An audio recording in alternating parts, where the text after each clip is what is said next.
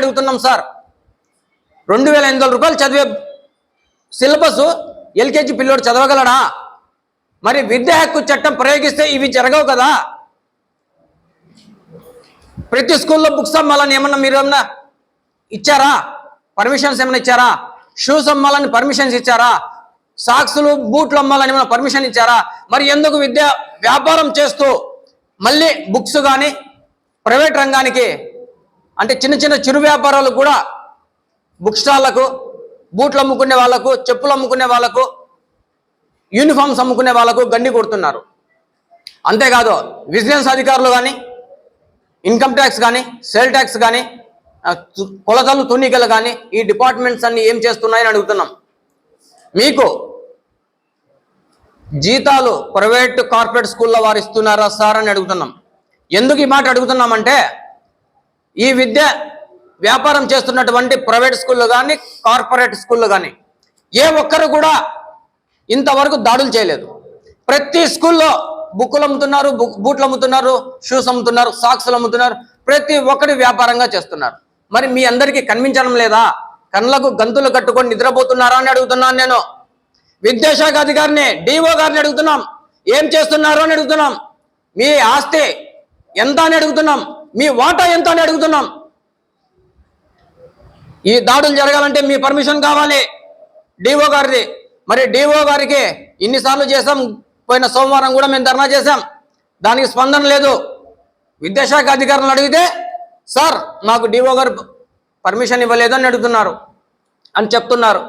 మరి ఈ విషయాన్ని నారా చంద్రబాబు నాయుడు దృష్టికి తీసుకెళ్తాం, ముఖ్యమంత్రి వర్యులు లోకేష్ గారి దృష్టికి తీసుకెళ్తాం, మంత్రివర్యులు, విద్యాశాఖ అధికారులు ప్రతి శాఖకు అందిస్తాం. అలాగే కలెక్టర్ గేట్లు కూడా ఇస్తాం. మన ఎమ్మెల్యే గారు, కడప ఎమ్మెల్యే గారు చాలా క్లీన్ అండ్ గ్రీన్గా చేస్తున్నారు కడపను. మేడం కూడా చెప్తున్నాం, మేడం మాదక ద్రవ్యాల మీద దృష్టి పెట్టారు, నీళ్లు కడపకు తెప్పించిన దాని మీద దృష్టి పెట్టారు, విద్యాశాఖ మీద దృష్టి పెట్టవలసిందిగా తమని అర్థిస్తున్నాం. అంతేకాదు టీడీపీ జిల్లా అధ్యక్షుడు వాసన్న గారికి కూడా చెప్తున్నాం. అన్నకు చెప్పాం ఫోన్ చేసి, సార్ ఇట్లా చేస్తున్నారన్న వాళ్ళు విద్యాశాఖ అధికారులు అంటే అప్పటికప్పుడు ఫోన్ చేశారు. కానీ వాసన్న మాట కూడా చెవిని పెట్టకుండా ఇంతవరకు ఏ స్కూల్లో దాడులు చేయనీయలేదు. అంటే అర్థం ఏంటి? మీకు ఎంత వాటా దక్కుతుంది? విద్యాశాఖ అధికారులకు ప్రైవేట్ కార్పొరేట్ స్కూళ్ళ నుంచి మీకు ఎంత దక్కుతుంది అని అడుగుతున్నాం. అంతేకాదు చైతన్య స్కూల్, సింపుల్గా ఒక చైతన్య స్కూల్ తీసుకుంటే, ఒక చైతన్య స్కూల్లో కడప జిల్లాలో 30 బ్రాంచులు ఉన్నాయి. ఈ 30 బ్రాంచుల్లో దాదాపు 30,000 మంది ఉన్నారు. 30,000 మందిని వేసుకుంటే ఒక పిల్లోడి దగ్గర 50,000 వసూలు చేస్తున్నారు. ఇంచుమించు దాదాపు తక్కువ అంటే తక్కువ 50,000 చెప్తున్నాను. ₹1,00,000 కూడా వసూలు చేస్తున్న సమయం ఉంది. కానీ నేను 50,000 చెప్తున్నాను. 50,000 అంటే 30,000 లెక్క జరమండి. ఒక ఏడాదికి ఒక చైతన్య స్కూల్కి మాత్రమే 15 కోట్లు వస్తుంది. ఈ 15 కోట్లలో మీ వాటా ఎంత డిఓ గారని అడుగుతున్నాం.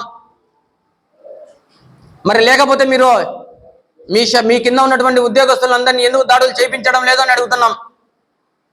అలాగే విజిలెన్స్ వాళ్ళు, ఇన్కమ్ ట్యాక్స్, సేల్ ట్యాక్స్, ప్రతి ఒక్కరిని మేము ఇదే ప్రశ్న అడుగుతున్నాం. మీరందరూ ఏం చేస్తున్నారని అడుగుతాం. ఎంఆర్పీ రేట్లకు అమ్మలేదు, ₹2, ₹3 ఎక్కువ తీసుకుంటేనే దాడులు చేసి ఫైన్లు రాస్తున్నారు 50,000, 60,000. మరి గవర్నమెంట్ స్కూళ్లకు గండి కొడుతూ ప్రైవేట్ స్కూళ్ళు విద్యను వ్యాపారంగా చేస్తున్నటువంటి గవర్నమెంట్ రూపాయి ట్యాక్స్ పోనీయకుండా 1000 కోట్ల నుంచి 2,000 కోట్ల వరకు అవినీతి చేస్తూ ప్రభుత్వానికి గండి కొడుతున్నటువంటి ప్రైవేట్ కార్పొరేట్ స్కూళ్ళ మీద ఎందుకు దాడులు చేయడం లేదు? ఎందుకు మీరు కేసులు రాయడం లేదు? అవినీతి జరగడం లేదని ప్రశ్నిస్తున్నా. మీరు ఇలాగే ఉంటే ఖచ్చితంగా ముఖ్యమంత్రి వర్యులను కలుస్తాం, మీ అందరిపైన తగు చర్యలు తీసుకుంటాం. అలాగే హైకోర్టుకు కూడా ఖచ్చితంగా మీ పైన కంప్లైంట్ చేస్తాం.